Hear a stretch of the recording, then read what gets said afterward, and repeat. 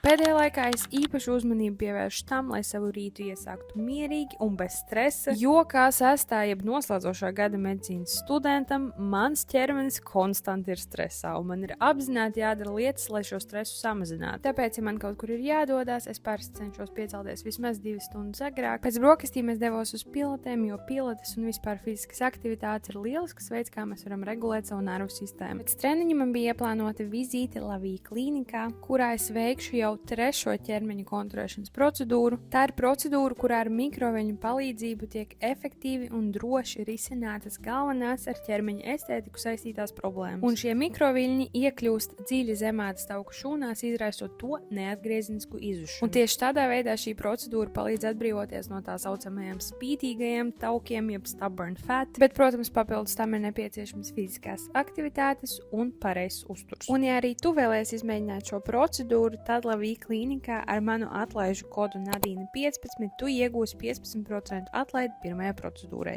Redzamiem rezultātiem ir nepieciešams aptuveni 4 procedūras, bet šis reižu skaits tiek pielāgots katram individuāli.